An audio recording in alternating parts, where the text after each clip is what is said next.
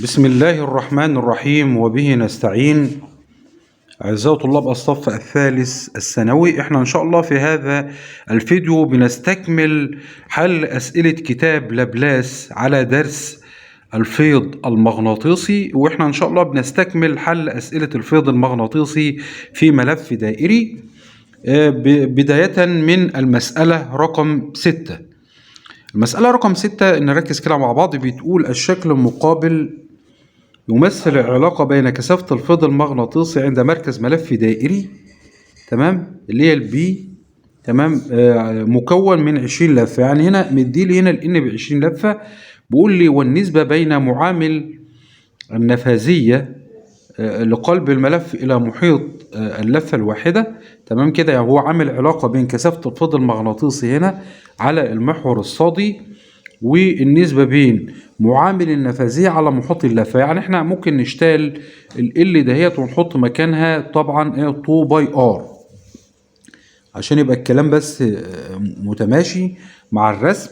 يبقى انا عندي دلوقتي علاقة بين البي وال2 باي ار، تمام.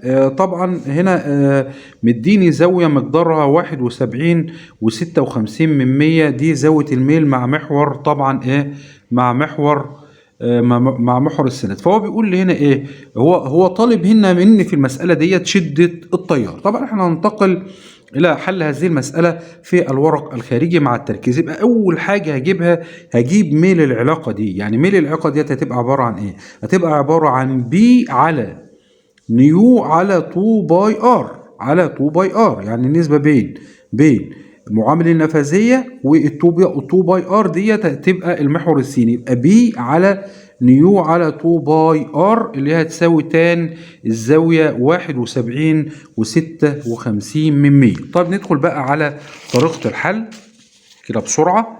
يبقى أول حاجة عملتها جبت ميل العلاقة اللي هي البي على نيو على 2 باي ار اللي هي تان 71.56.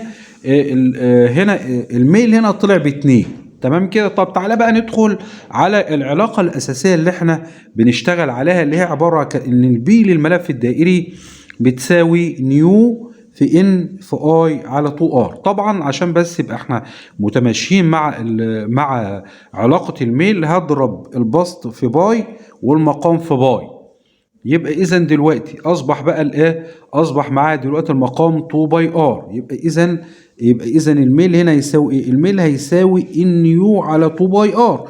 يبقى اذا دلوقتي لو انا جيت قسمت البي على نيو على 2 باي ار، الكلام ده هيساوي 2. هيساوي بقى ما تبقى، اللي هو تبقى اللي هو الان في الاي في الباي، تمام. ومنها على طول اقدر اجيب بقى الاي. يبقى اذا الاي هنا هتساوي طبعا الاثنين اللي هو ميل العلاقه على طبعا على ان في باي. يبقى اذا الاي هتساوي 2 الان ب 20 في الباي. طبعا باستخدام الاله الحاسبه هتطلع العلاقه دي كام؟ هتطلع العلاقه ديت 31 اللي هو شده التيار بعد ما اقسم 2 على 20 في باي. يطلع الناتج 31 في 10 أس سالب 3 في 10 أس سالب 3 طبعا طبعا في 10 سالب 3 أمبير. يعني ممكن اشتغل بقى 10 سالب 3 يبقى كام؟ 31. طبعا اشتغل 10 سالب 3 واحط مكانها ملي امبير. وبالتالي انا عندي بقى الجزء الاخير اللي هيبقى معانا في الحل هنا هيبقى الاختيار الاخير طبعا يبقى 31 ملي امبير اللي هو الاختيار طبعا د. بعد كده انتقلنا للمسألة رقم 7. المسألة رقم 7 بتقول في الشكل المقابل حلقة يمر بها تيار كهربي مع عقارب الساعة. يعني اتجاه التيار يبقى ماشي مع العقارب زي ما احنا عاملينها كده على الرسم، بحيث يولد عند مركزها ايضا فيضا كثافته بي. الفيض المغناطيسي الناتج عن مرور التيار الكهربائي في الحلقة ديت هيبقى بي. والحلقة موضوع عموديا على مجال مغناطيسي منتظم كثافته بي اللي هو المجال الاكساتي. يبقى انا عندي هنا دلوقتي كام بي الناتجة عن مرور التيار في الحلقة، والبي اللي هي موجودة اصلا اللي هو المجال الخارجي اللي هو يبقى اكسات اللي هو عمودي على الصفحة للداخل. ماشي. بيقول لي اذا ضغطت الحلقه، يعني الحلقه دهيت ضغطنا اذا ضغطت الحلقه بانتظام لتقل المساحه، يبقى المساحه اللي هي 2 هتبقى كام؟ ربع المساحه اللي كانت في الحاله الاولى. فقالت مساحتها الى الربع مع ثبات شده التيار والمجال الخارجي. بيقول لي فإن الفيض المغناطيسي بها هيحصل له إيه بعد عملية طبعا الضغط. طبعا احنا هننتقل أيضا إلى الحل في الورق الخارجي، بس احنا نركز هنا كده مع بعض. احنا معانا دلوقتي زي ما هو قال لنا كده، قال لي هنا إيه؟ قال لي دلوقتي أنا عندي حالتين قبل ضغط الملف. أنا عندي هجيب الفيض المغناطيسي الناتج عن الحلقة كان عبارة عن بي، تمام كده، وهو طبعا في الطبيعي بتاعته هيبقى عبارة عن فيض مغناطيسي للداخل، تمام كده، والفيض الخارجي ايضا للداخل. يبقى اذا هنا البي توتال هتساوي بي للملف زائد بي خارجي. يعني اذا دلوقتي هنا ايه كده كثافة الفيض هتبقى 2 بي، كثافة الفيض هتبقى 2. طبعا عايز اجيب بقى فاي ام واحد زي ما احنا عملنا اهوت. يبقى اذا احنا قلنا دلوقتي قبل ضغط الملف يبقى معايا بي زائد بي بقى 2 بي. هجيب بقى فاي ام واحد قبل الضغط يبقى 2 بي في ايه. طيب خلاص كده. رقم 2 بقى بعد ضغط الملف بحيث ان المساحة سوف تقل الى الربع. طب لما المساحة تقل الى الربع على طول لازم النص القطر يقل الى النصف، تمام كده. ليه؟ لان احنا عارفين انا عشان اجيب الار يبقى الجذر التربيعي لايه؟ الجذر التربيعي للمساحة، الجذر التربيعي طبعا لايه؟ للمساحه. يبقى اذا على طول الجذر ربع هيطلع على طول نص، وبالتالي على طول طالما نركز في الحته دي، طالما يبقى بعض ضغط الملف عندما تقل المساحه للربع فان نص القطر سوف يقل الى النص. طيب ده لما عندما يقل بقى الار للنص، نص القطر قل للنص، فان الفيض المغناطيسي اللي هو بقى الفيض المغناطيسي بتاعنا اولا كثافه الفيض المغناطيسي سوف تزداد الى الضعف، سوف تزداد الى الضعف. يبقى اذا لما نيجي بقى نجيب بقى هنا يبقى اذا دلوقتي بعد ضغط الملف الملف هينتج عنه فيض مغناطيسي مقداره 2 بي، تمام، ومعايا بي خارجي اللي هي اكسات والاثنين في نفس الاتجاه. يبقى بي 2 في حاله الضغط هتساوي 2 بي بتاعه الملف، يبقى 2 بي بتاعه الملف بعد الضغط، تمام، زائد بي كمان اللي هو الخارجي. يبقى اذا هنا كثافه الفيض المغناطيسي بعد الضغط هتبقى 3 بي. طب تعالى كده نركز مع بعض بقى نجيب بقى فاي ام 2.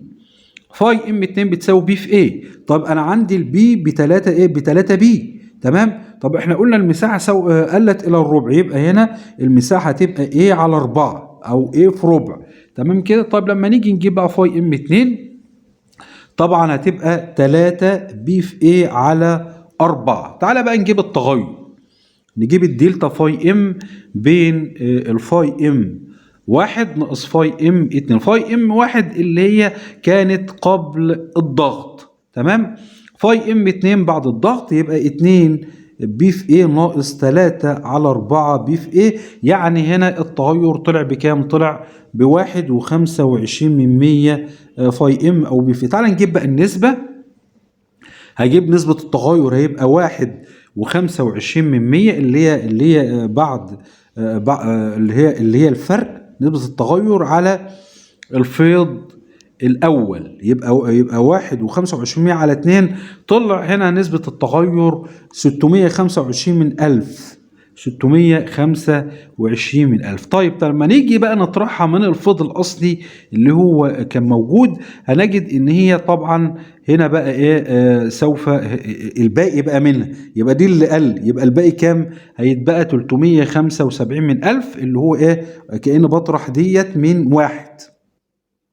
يبقى إذا ندخل بقى على الاختيار الصحيح بتاعنا بعد عملية الحل.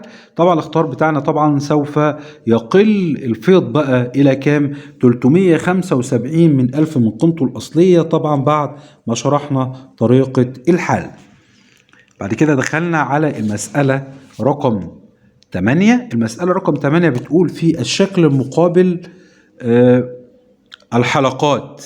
أنا معايا مجموعة من الحلقات، ماشي، الحلقتان كيو وام غير مكتملتان. هذا الحلقة في الحلقة Q وده الحلقة M غير مكتملتان، بينما البي مكتملة ولهما جميعا نفس نص القطر، يعني نص القطر بتاعهم هيبقى 1.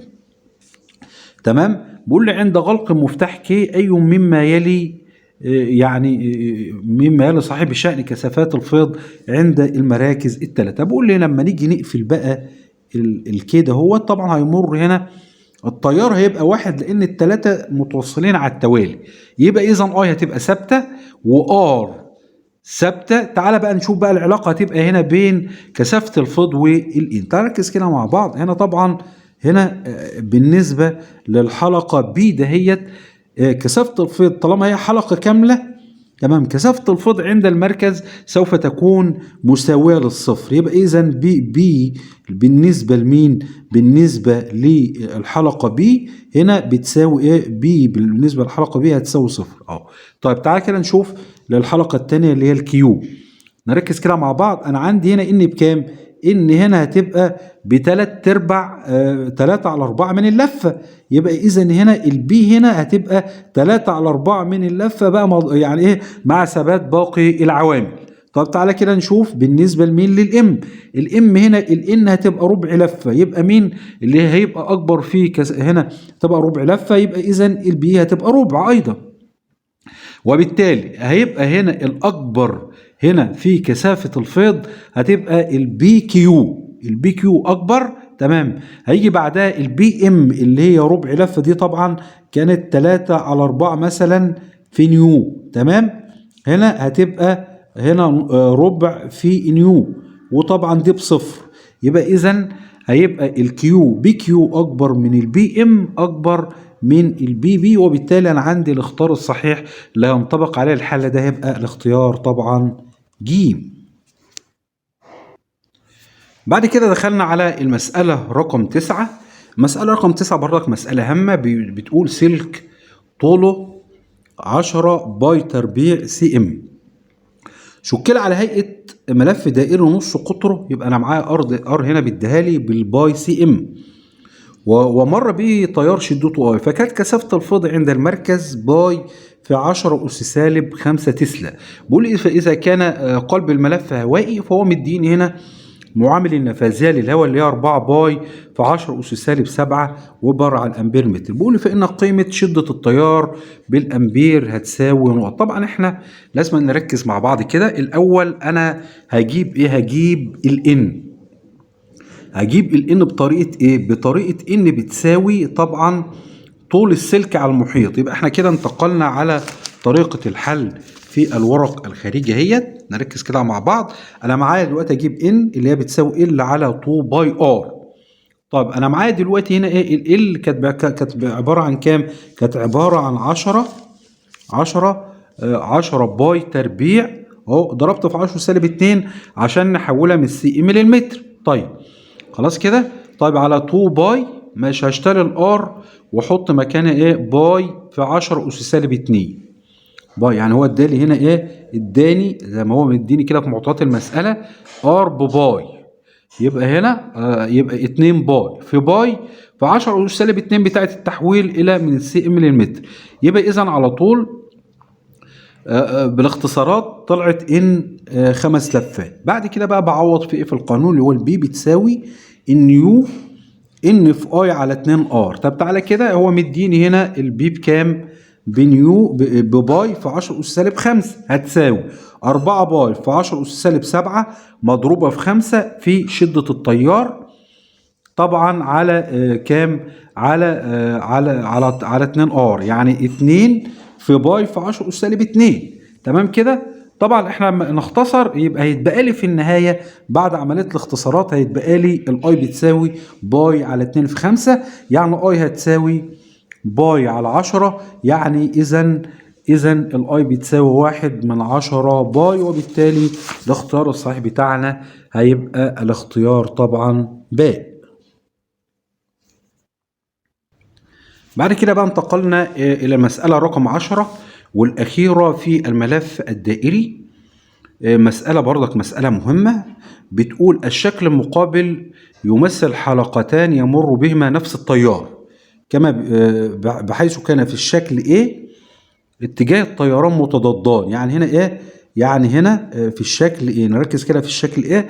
انا معايا هنا الملف الداخلي والملف الخارجي، الطيران في اتجاه متضادان. يبقى اذا المحصله بتاعتهم هنا هتبقى ايه؟ بي داخلي. بي داخلي طبعا هيبقى الاكبر ناقص بي خارجي. تمام. يبقى هنا البي توتال بالنسبه للايه. طب تعالى كده نشوف بي توتال بالنسبه للبي. وقال لي ايه؟ بينما في الشكل بي كان الطيران لهما نفس الاتجاه. ماشي. وللملفين نفس المحور.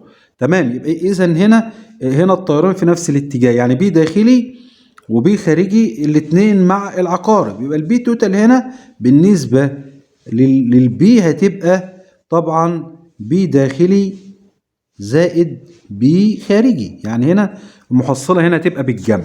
طب 3 كده بقول ايه؟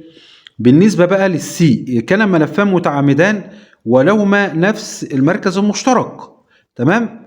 يبقى اذا هنا بقول ايه؟ اذا كانت كثافه الفيض المحصله عن بي اي وبي بي وبي لكل حاله، فاي العلاقات التاليه تعتبر صح؟ طبعا هنا ملفين ايه؟